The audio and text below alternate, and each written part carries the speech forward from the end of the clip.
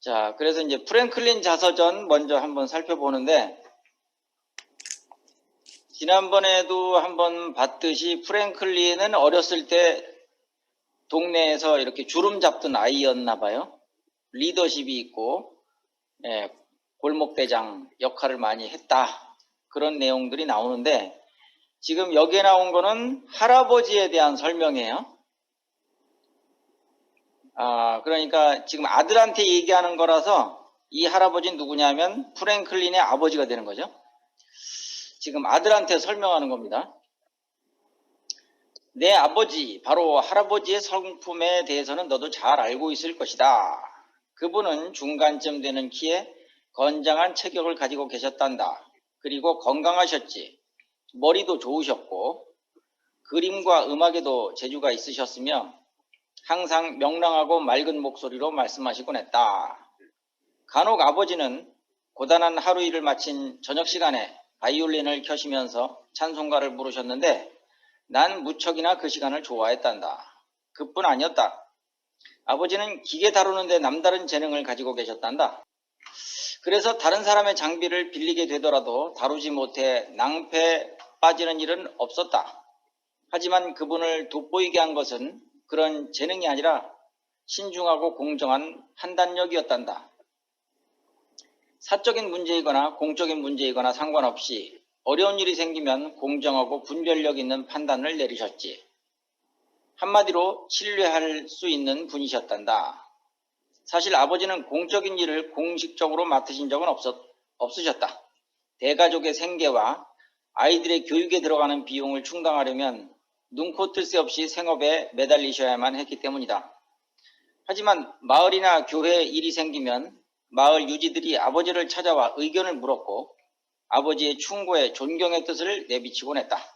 그것은 어려운 일을 당한 이웃들도 마찬가지였다. 심지어 이웃 간에 다툼이 생길 때도 그들은 아버지에게 중재를 부탁했다.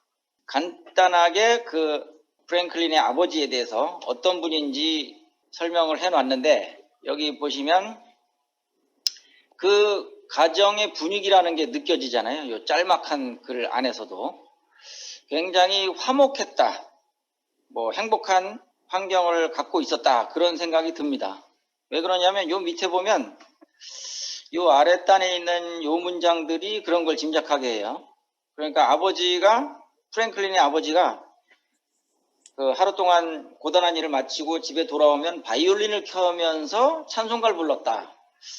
이건 어떻게 보면 지금 핵가족 사회에서는 굉장히 부러운 장면이잖아요. 바이올린 켜면서 찬송가를 집에서 불렀다. 이거는 정말 화목하고 행복한 분위기가 아니었나. 아주 부럽습니다. 그뿐이 아니고 기계를 다루는 재능이 아주 남달랐고 그런 내용들이 나옵니다.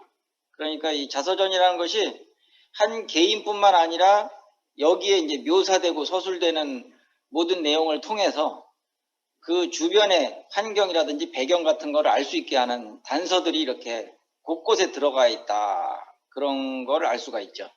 그래서 우리가 자서전을 쓸 때도 단지 어떤 사건 하나만 딱 내비치는 게 아니라 그 사건의 배경 같은 것들이 독자들로 하여금 이렇게 받아들여질 수 있게 생각이 들 수 있게끔 만들어주는 정보들이 잔뜩 들어있다. 그렇게 생각하면 될 것 같고요. 그 다음에 보면 마을 유지들이 아버지를 찾아와서 의견을 물었다. 이런 말이 있는데 이거 보니까 아버지가 굉장히 존경받고 명망 있는 마을에 존경받는 분이었다. 그런 생각도 듭니다. 그 다음에 어려운 일을 당한 이웃들도 와서 이제 물어보고 아버지한테 뭔가 조언을 얻으려고 했다. 그런 거 보니까 프랭클린의 그 가정 분위기는 상당히 바람직하고 부러움을 살 만한 배경이 아니었나 그런 생각이 들고요.